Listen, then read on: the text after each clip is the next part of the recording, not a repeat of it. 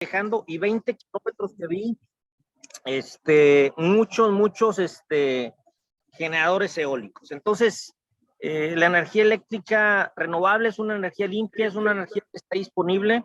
Entonces, celdas solares, hidroeléctricas y eólicas. Entonces, bien, el tema que nos ocupa, vamos a repetir, es el análisis de cargas para plantas eléctricas, la parte número 2.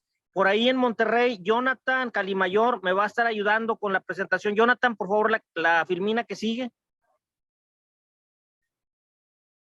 Dentro de lo que es el contenido que vamos a estar tratando, pues vamos a estar hablando de una introducción, un repaso de tipos de cargas, Eleazar. La ocasión anterior vimos el fundamento, la teoría y como todo, ¿no? Necesitamos tener un buen conocimiento, un buen fundamento de las cosas para poder comprender lo más complejo. Después vamos a ver la ley de Ohm, vamos a realizar una pregunta ahí muy interesante, pruebas de desempeño, voltaje contra demanda, lo que es resistencia, impedancia inductiva, impedancia capacitiva y pruebas a diferentes cargas. Ese es el contenido sobre el cual vamos a estar hablándoles. Yo creo que va a estar bastante interesante, ¿no? Con la primera plática que tuvimos, la oportunidad, bueno, en ese caso no estuve presente, ¿verdad? Pero tuvieron las bases para poder entender esta siguiente charla. Las bases teóricas, exacto. La que sigue, por favor, Jonathan. Bien, a manera de introducción, y platicábamos ahorita hace un momento, Eleazar, dentro de lo que es el ámbito en el universo de cargas por alimentar en un sistema eléctrico, tenemos muchos tipos de cargas, ¿no? Podemos mencionar por ahí las lámparas a la iluminación, que es importante para poder pues ver bien las cosas, ¿no?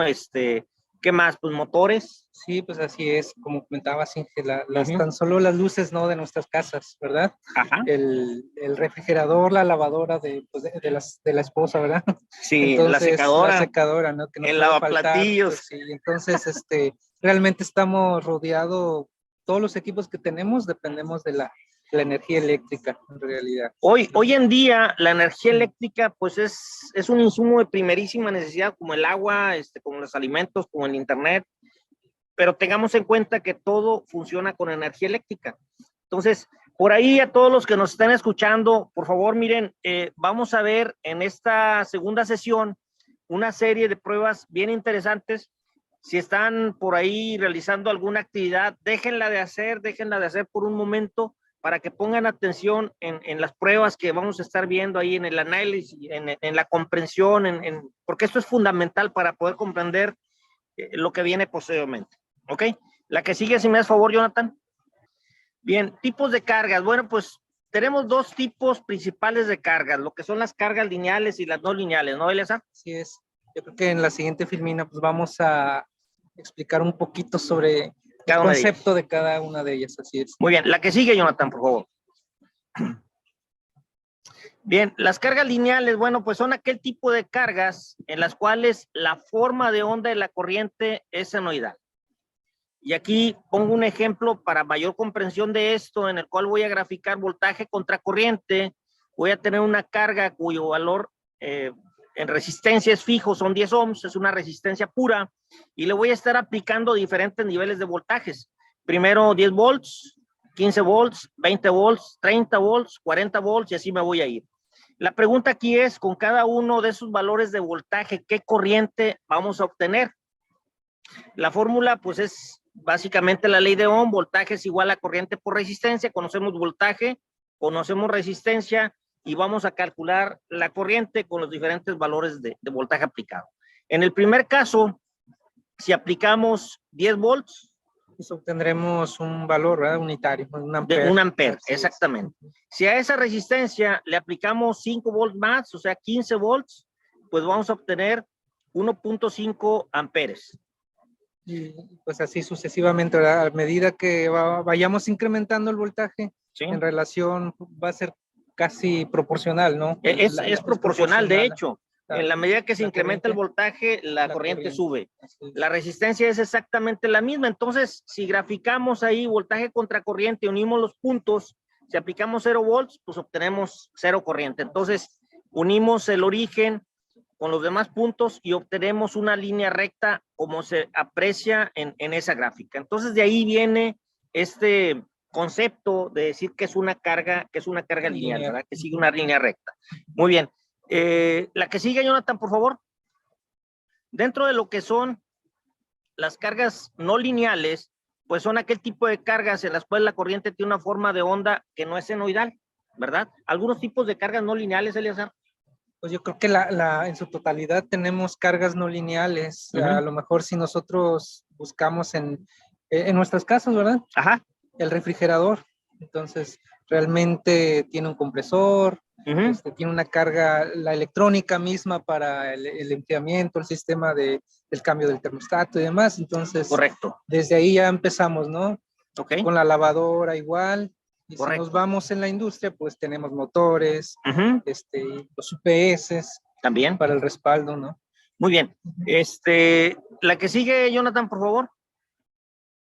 Cargas no lineales, bueno, ahí está la representación, los diodos, SCRs, transistores, en fin, todo lo que es electrónica de potencia, todo lo que es ese tipo de carga, arrancadores, UPS, elevadores, escaleras eléctricas, todo eso es Sí. carga no lineal, ¿verdad? Ok, bien, si nos das favor, Jonathan, la que sigue. Y aquí tenemos, por ejemplo, una carga que es resistiva, tenemos un foco incandescente, ¿sí? Se está alimentando directamente de voltaje, y lo que vimos teóricamente en la ocasión anterior es de que el voltaje y la corriente están en fase. Si nosotros graficamos ahí fasorialmente, voltaje y corriente tienen un ángulo de desfasamiento de 0 grados.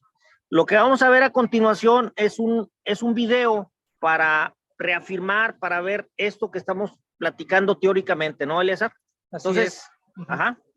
Entonces, prácticamente en el video van a entender el concepto ahorita que estamos platicando, ¿verdad? Así es. Entonces, es el objetivo. Bien, la que sigue, Jonathan. Bien, estamos utilizando, permíteme, Jonathan, un IOKI PQ3198, que es un analizador de calidad de energía, el cual nos permite ver el tipo de forma de onda, de corriente, o sea, analiza muchas cuestiones por ahí, nada más como referencia. La que sigue, por favor, vamos a poner el video para que todos lo vean, ¿sí?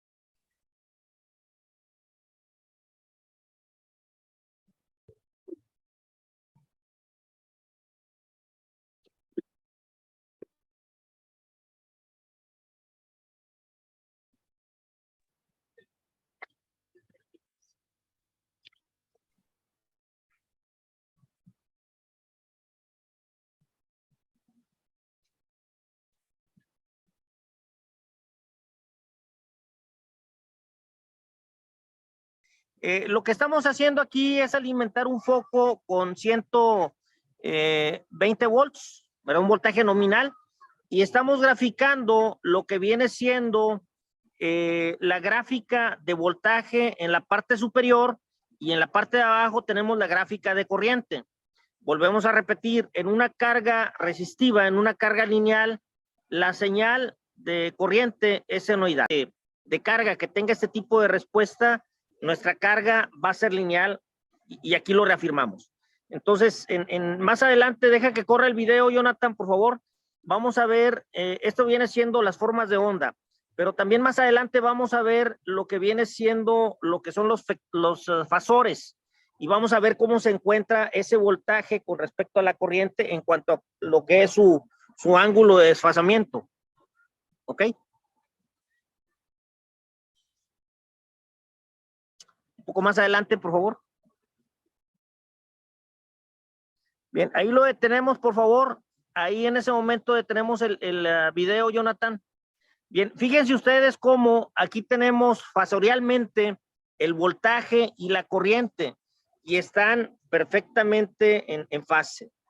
Esto es una carga resistiva, tiene 0 ángulo de desfasamiento, ¿no, Eleazar? Sí, así es. Al no existir un desfasamiento entre voltaje y corriente, pues realmente los vectores se encuentran alineados sobre el mismo eje.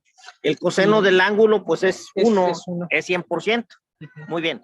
Entonces, con esto reafirmamos lo que es una carga resistiva. Muy bien. Vamos a darle a la que sigue, Jonathan, por favor. Bien, y aquí hicimos otra prueba.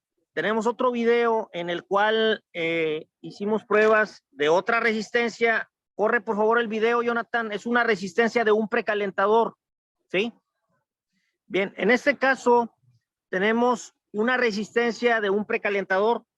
Lo estamos alimentando con un transformador, por medio de un transformador, y este precalentador tiene una alimentación de 277 volts, Eleazar, pero le vamos a alimentar un voltaje menor. Okay. La pregunta es, para todos los que nos escuchan, ¿cómo será la potencia que nos va a disipar esta resistencia, este elemento precalentador? Sí. No sé si dentro del grupo, vaya, Uh-huh. tengan algunas preguntas hasta lo que llevamos, una duda. A ver, vamos a ver ahí en el chat. He estado entendiendo sí, sobre las cargas no lineales y lineales. Bueno, está preguntando el ingeniero Mercado, ¿qué precio tiene este analizador? Híjoles, ingeniero, dependiendo del modelo, yo creo que sí te anda costando unos $7,000, $8,000 este tipo de aparato, pero la verdad es un aparato bastante confiable que te puede ayudar mucho en los análisis de calidad de energía que llegues a hacer. Bien, ¿alguna otra pregunta que tengan? Sí, Eleazar, ¿ibas a comentar algo? Yo creo, bueno, este equipo realmente nos sirve bastante ahorita con el tema, ¿no? De código de red en nuestro caso en claro, México. Así es. La Comisión Federal pues, nos empieza a pedir a los clientes. El código ¿no? red es un tema muy interesante ahorita, fíjate, hoy en día, al igual que con lo que fue el factor de potencia hace algún tiempo que te pedía regularte y tener cierto valor. Hoy en día el código red que tiene que ver con las armónicas y la regulación, calidad, ¿verdad? La calidad de energía es sumamente importante, ¿verdad? Así es. Así es. Vamos a continuar como quiera con la explicación. Aquí lo importante de esta prueba es lo que queremos mencionar, lo que queremos medir aquí en este analizador con este tipo de carga.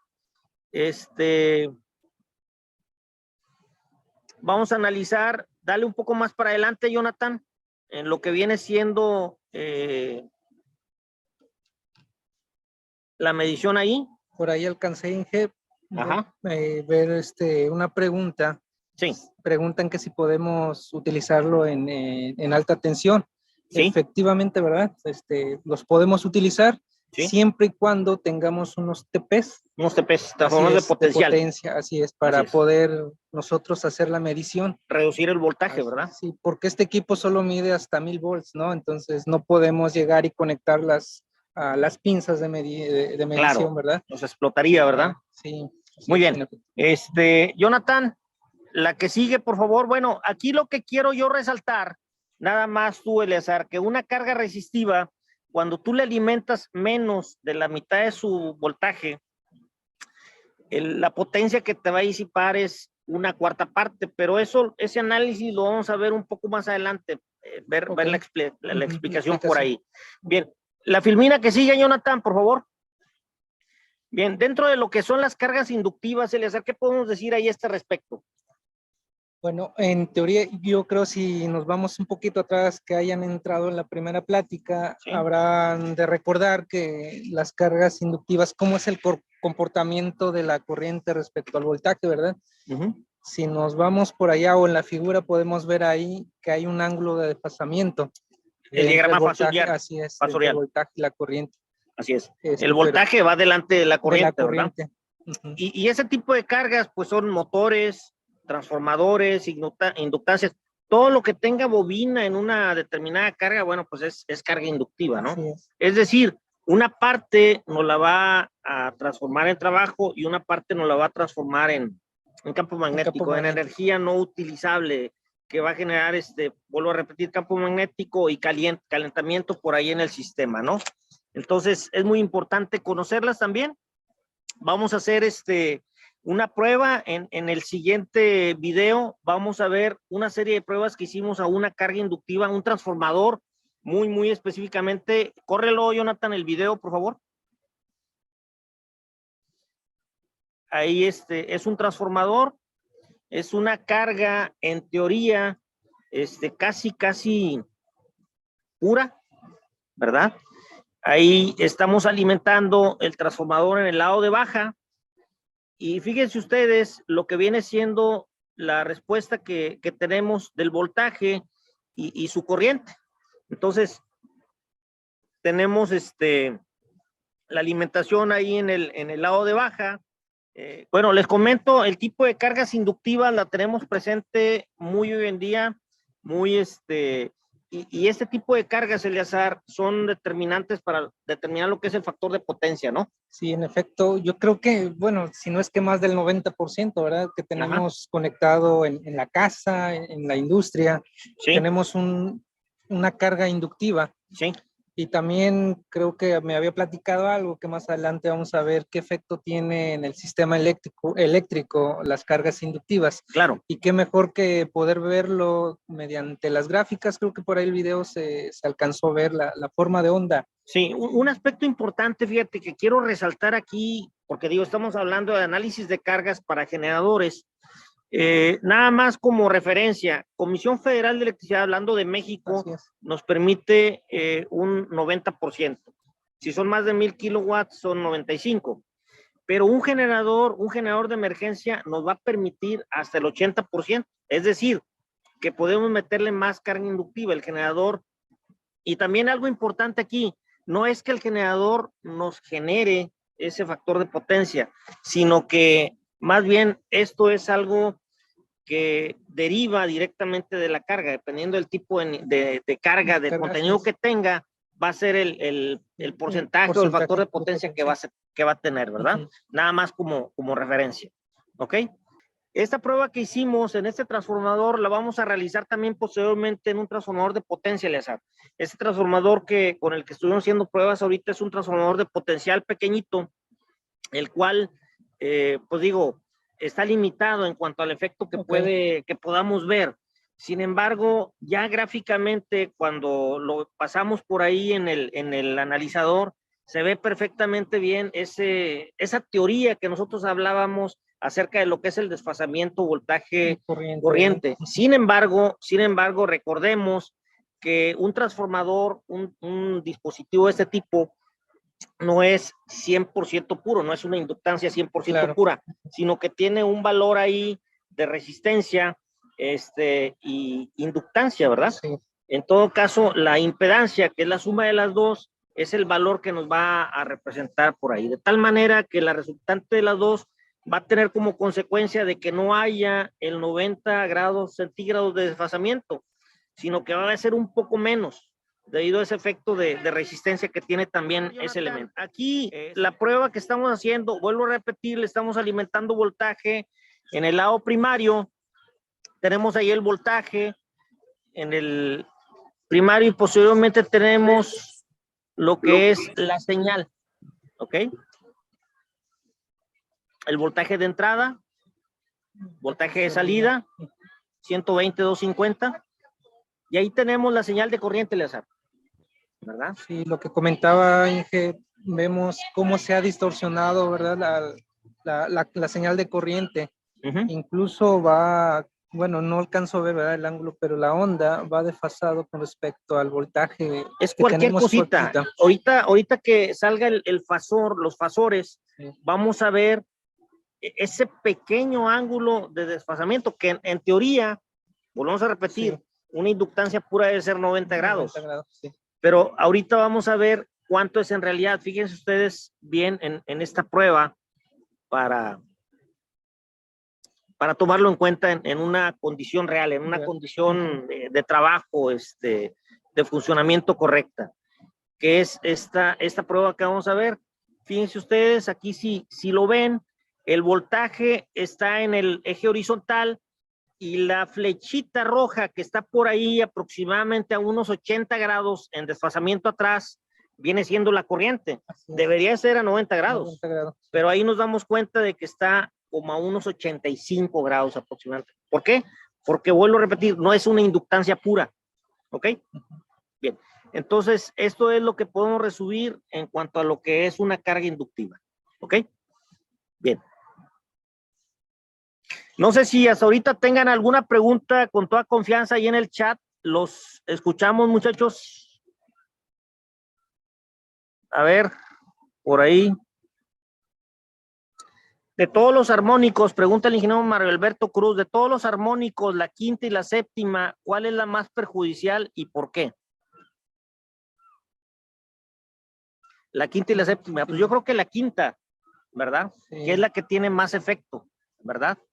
Ese equipo lo podemos utilizar, sí, en alta tensión, claro que sí, sí lo podemos utilizar, como comentaba el ingeniero Eleazar Martínez. Todo es cuestión de utilizar unos transformadores ahí para ponerlos al nivel de voltaje que puede aceptar el aparato, Sí, ¿verdad? así es. Bien, quisiera saber también de dónde nos acompañan el día de hoy, esta tarde, de qué países, obviamente de Monterrey, ¿no? Pero ¿de dónde más nos acompañan, muchachos? A ver, Honduras, Ecuador. Es un gusto saludarlos, muchachos. Costa Rica, híjoles. Panamá, buenas tardes, Panamá. Ya nada más nos acompañan de cerca. Prácticamente de polo a polo ahorita. Sí. Rubén Olivares de Monterrey, Reynosa, Venezuela. Híjoles, es un orgullo, la verdad, estar compartiendo con ustedes esta tarde. Nosotros por aquí estamos tomándonos un helado, ¿verdad? Sí. Bien, Venezuela, Barcelona, Ciudad del Carmen, Campeche, capital del petróleo. Órale, Torreón, Coahuila. Torreón. Felicidades. Bien, vamos a continuar con la explicación. Bien, hablando de lo que son las cargas capacitivas, Eleazar, pues bueno, un capacitor sabemos que el efecto que tiene en la fuente es que nos va a adelantar la corriente con respecto al voltaje, un cierto ángulo, ¿verdad? Así es. Tiene el efecto contrario a una inductancia, ¿no? Sí, y a lo mejor yo les quiero preguntar en los que tenemos en el panel, ¿verdad? De allá, del otro lado, en el chat. ¿Qué tipo, con lo que hemos platicado hasta ahorita, qué tipo de carga es la que tienen ustedes en su casa, por ejemplo? No vayamos tan lejos. A ver, ¿qué tipo de cargas? Carga? Ya vimos cargas lineales, no lineales, y qué efecto es el que tenemos, qué tipo de carga, si es inductiva o capacitiva. No hemos explicado capacitivo, pero ya el ingeniero Tobillas nos dio un adelanto. Así es. ¿Qué tipo de cargas? A ver, muchachos, cuando hace frío, ¿qué utilizamos? Cuando hace calor, ¿verdad? Sí. Los leemos en el chat. Resistiva, dice Manuel Rojas. Exacto, cargas resistivas. Y un ejemplo de carga resistiva es la calefacción, ¿no? Sí, así es. ¿Qué más puede ser? ¿El tostador de pan? ¿Qué más puede ser? La plancha, mi propia. La plancha, ¿no? La plancha también, efectivamente. Muy bien. ¿Qué otro tipo de cargas, muchachos? A ver, inductivas, ¿qué tipo de cargas inductivas? Como por ejemplo ahorita que vimos una resistiva, dijimos que la plancha, a ver, por allá, compártanos, por favor. Bien. Mientras nos escriben ahí, vamos a seguir con la explicación de lo que viene siendo las cargas inductivas. Bueno, volvemos a las cargas, capacitivas. Son capacitores y principalmente, la bomba de agua es inductiva, claro que sí. Capacitores, elementos utilizados para corregir el factor de potencia y también lo que son las líneas de transmisión que forman capacitores así a lo largo de todo. El efecto capacitivo, ¿no? Que existe, como comentan las torres de transmisión, hay un efecto inductivo de línea a línea, también un efecto capacitivo de línea a tierra y así. Pero pues estaremos hablando ya de otro tema, ¿no? De análisis. Bien, hicimos una serie de pruebas también con un banco de capacitores, fíjense. Y aquí es muy importante mencionar lo siguiente y recalcarlo y puntualizarlo. Un sistema eléctrico, la compañía que nos suministra la energía eléctrica nos pide un mínimo de factor de potencia. Tenemos bajo factor de potencia cuando tenemos mucha carga inductiva, que tenemos muchos motores, muchas bobinas, muchas inductancias, ¿no? ¿Qué tenemos que hacer para corregir, para subir ese factor de potencia? Pues tenemos que corregir, ¿verdad? ¿Cómo lo vamos a corregir? Pues poniendo o haciendo un análisis, un estudio previo para ver qué tipo de banco de capacitores. ¿Qué tantos capacitores tengo que corregir instalar? esa carga inductiva. Entonces es muy importante aquí también señalar que no nos podemos sobredimensionar en cuanto al banco de capacitores. O sea, vamos a calcular un banco de capacitores para llevar nuestro sistema a 0.9, 0.92, 0.93, 0.95, ¿verdad? A lo mejor 0.98. Pero ¿qué sucede cuando nos vamos arriba del 1? ¿Qué es lo que sucede cuando nos vamos al otro cuadrante? ¿Verdad? Es un efecto muy, muy interesante que es importante analizar, que es importante comprender. Es cuando instalamos capacitores de más, Eleazar. Sí. ¿Verdad? Por eso es muy importante, creo, Inge, que contacten a un especialista, ¿verdad? Ajá. No es nomás, digo, bueno, tengo, no sé, un factor de 0.8 y conozco la capacidad en kilowatts, los kVRs, pues ponle uno de 30, no más, no. Entonces hay que hacer un cálculo. Hay que hacer un análisis, un cálculo. Yo les pregunto a ustedes, por ejemplo, en sus respectivos países, allá en Panamá, en Costa Rica, en Ecuador, en México, vuelvo a repetir, el factor de potencia que nos exige la compañía suministradora es 0.9. En sus países, muchachos, ¿en cuánto está ese valor? Aquí lo leo en el chat. ¿En cuánto es el mínimo? A ver, por ahí comenta Rafael, ¿el sobrepasar el 1 afecta giro de motores? Es pregunta. Bueno, pues esa fue la pregunta, Rafael. ¿Qué es lo que sucede? ¿Sí? Cuando nos vamos arriba del 1. Y ahorita lo vamos a ver. Digo, la mejor forma de comprender algo, Eleazar, de entenderlo, está bien, el tener el fundamento, la teoría. Pero cuando tú practicas, cuando tú haces una prueba de algo, un análisis que te metes a checar, tu comprensión de lo mismo es más perfecto, ¿no? Yo Entonces, creo, perdón, Inge, que si realmente afecta el giro, o realmente, ¿qué sucede? Nomás le pongo como la pregunta, pues, de otro modo. Si usted cambia la secuencia de fase en un motor, ¿qué efecto tiene? O sea, ahí sí afectamos el sentido giro de giro, pero un efecto capacitivo, ¿no?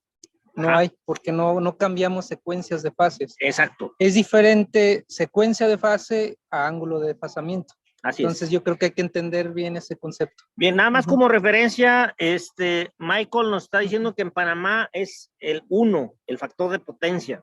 En Venezuela es 0.8, el Ecuador 0.92. En el factor de potencia 85 es aceptado, el ideal 0.9. Trifásico. Creo que la capacitivo de la red es distinto al motor. No entiendo bien la pregunta, Mario, pero bueno, vamos a continuar. La prueba que hicimos específicamente con respecto a las cargas capacitivas es una prueba bien interesante, Eleazar. Allí en la oficina tenemos un generador de 15 kilowatts o 13 kilowatts, no me acuerdo, y le pusimos una carga, o sea, un banco de capacitores de 15 kVA. Entonces, vamos a ver el efecto que tuvo. Fíjense, aquí sí es una carga 100% capacitiva. O sea, no tiene nada de resistencia ni nada de otro tipo de carga. Vamos a ver el efecto que tuvimos. Corre el video, Jonathan, por favor. Ahí está ese video a banco de capacitores.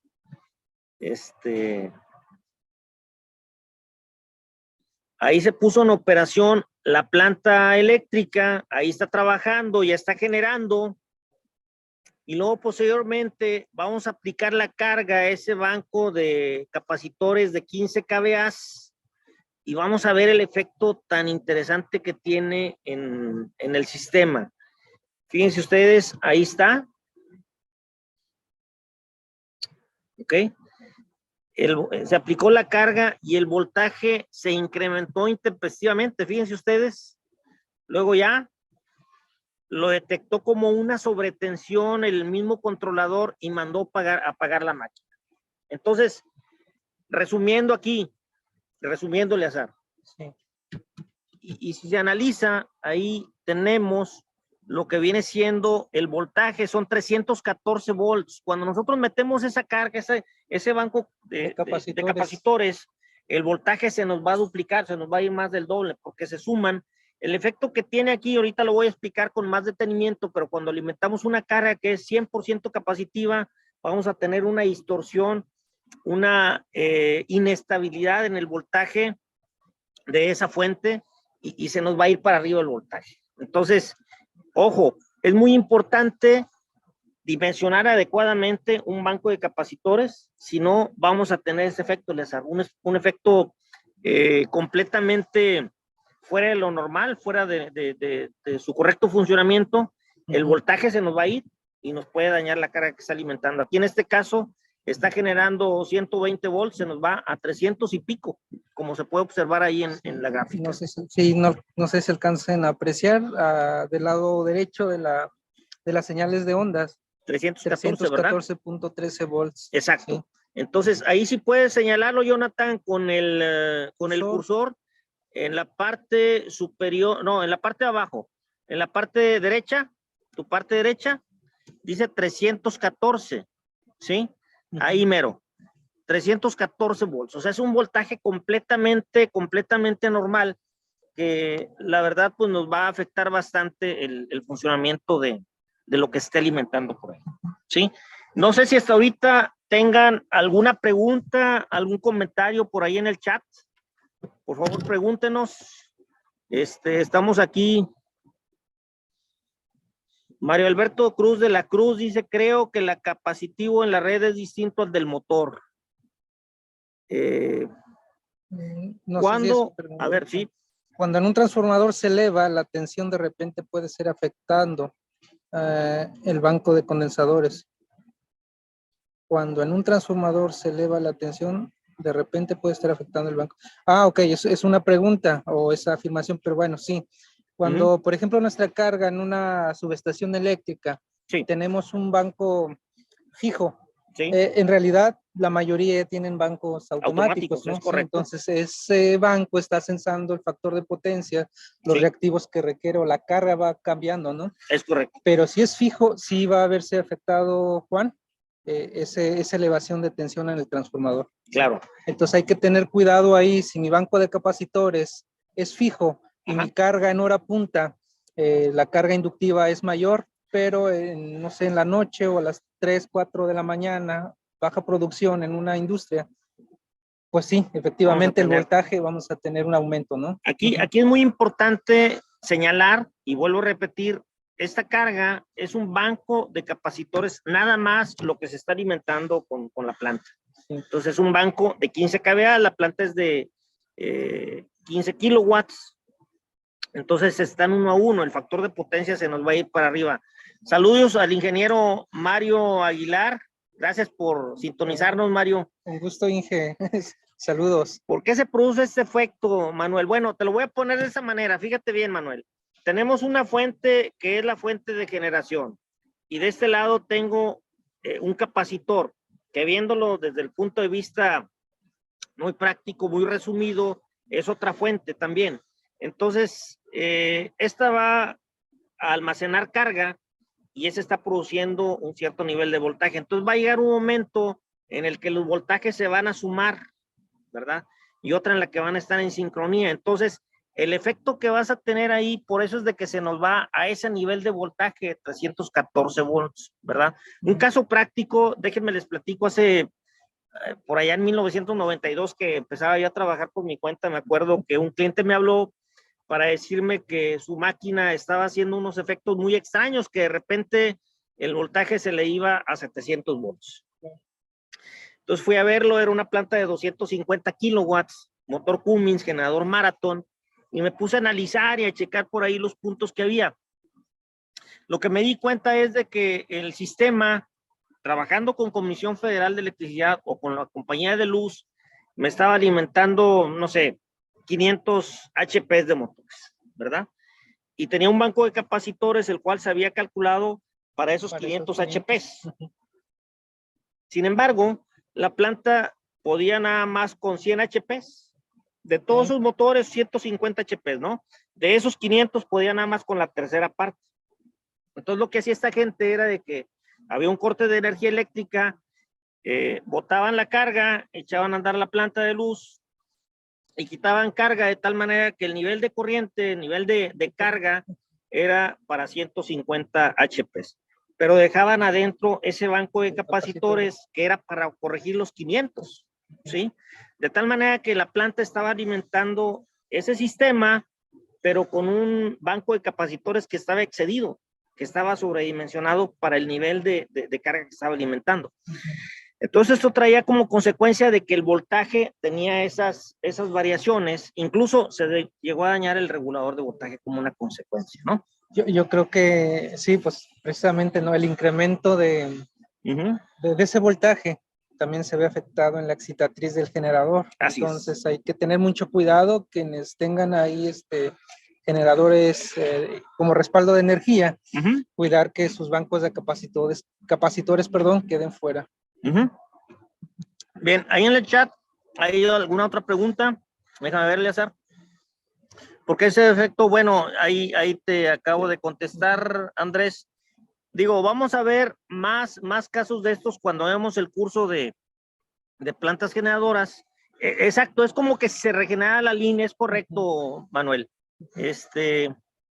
Bien, no sé, ¿alguna otra pregunta con toda confianza? Vamos a seguir aquí en el chat. Jonathan, hicimos otra prueba, Eleazar, con un generador de 125 kilowatts. Antes de ponerlo el video, Jonathan, permíteme, déjame, explico la situación.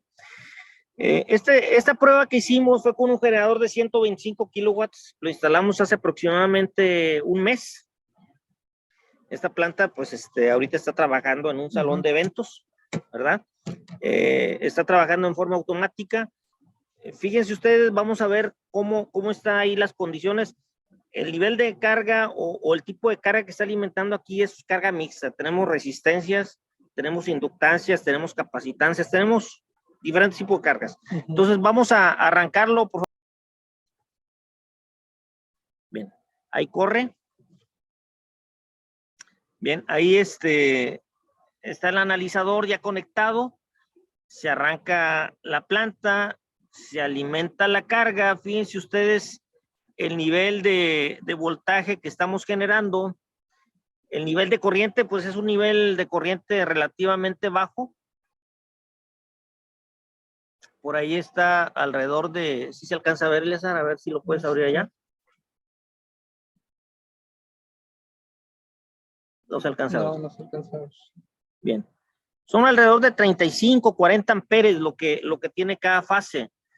Y fíjense ustedes cómo la forma de onda del voltaje, el voltaje generado está muy parejo, muy simétrico. Sin embargo, la forma de onda de corriente, por ahí la roja, está más alta que las otras. Hay un desbalance ahí que se puede ver considerable, ¿no? Ok. La frecuencia, fíjense ustedes cómo está un poco baja con respecto a la frecuencia del generador, 59.97, está un poquito abajo, entonces habría que corregirla. El voltaje con respecto al neutro 120, ¿qué? 125 aproximadamente. Y ahí tenemos también el nivel de corriente 52, 32 y 33 amperes. O sea, está un poco desbalanceado el sistema, ¿no? Sí.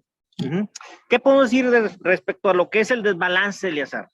¿Qué opinas desde el punto de vista eléctrico? ¿Qué consideraciones, yo creo que habrá que cuidados? Analizar bien, ¿no? La carga real, qué es lo que tengo conectado. Okay. O la otra, que el instalador en su momento, no nosotros, el que hizo la obra eléctrica o la carga del salón, ¿sí? Tenga una fase más cargada. Más cargada que las sí, otras, por cargas monofásicas. Monofásicas, sí. Ok. Que casi siempre sucede, ¿no? Cuando hay un desbalance de fases. Recordemos que el fabricante de los generadores nos dice que no debemos de exceder un 10% de desbalance entre fases en un generador, de tal manera que, pues aquí, si estamos hablando muy específicamente, si nos vamos a rigurosamente a esa restricción, sí estamos un poco desbalanceados con más del 10%. Entonces, lo conveniente aquí es balancear el sistema, sí. ¿Ok? Balancearlo lo más que se pueda, quitarle a esa fase que tiene 52 amperes y distribuirla a las 33, otras, ¿verdad? Perdón. A lo mejor te puede quedar 40, 40 y 40, okay, ¿no? Sí. Muy bien. Ok, Jonathan, si podemos poner la que sigue o dejar correr ese video, por favor. Déjalo que corra. Déjalo que termine ¿cómo se llama? de funcionar. Ahí sigue funcionando. Vamos a adelantarlo para ver el cambio que hace ahora de retomar la carga ya con Comisión Federal de Electricidad. Adelántalo más. A ver, Manuel pregunta, Manuel Rojas, disculpe, ¿eso se podría corregir con un transformador de aislamiento? Lo que es el efecto del capacitor, no, Manuel. Lo vamos a ver posteriormente, ese análisis muy específico, pero no se corrige con un transformador de aislamiento, definitivamente. Ok, también pregunta Mario Alberto de la Cruz, ¿es bueno el controlador Circutor? Realmente, pues, todos tienen parámetros de protección misma, ¿no? Ajá. Y depende que el fabricante cómo haya calibrado. En este caso va a ser un banco de capacitores automáticos, claro, que va a estar configurado a ciertos parámetros de protección. Sí. Pues sí, es bueno Sigue corriendo.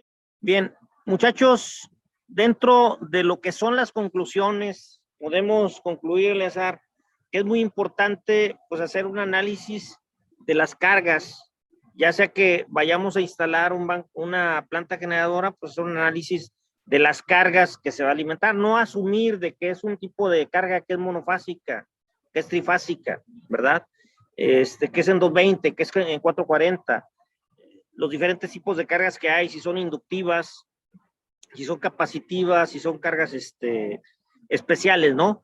Dejo abierto aquí esta presentación para la parte número 3, en la cual vamos a hablar única y exclusivamente de las cargas no lineales, Eleazar, de las cargas, por así decirlo, de rectificadores, de UPS, de elevadores, de escaleras, etcétera, porque eso merece un análisis, merece una consideración aparte, sobre todo cuando vamos a dimensionar una planta generadora, ¿no? Sí, ¿okay? yo creo que nos faltaría tiempo, ¿verdad?, para hablar más al respecto sobre ese tipo de cargas especiales. Así es.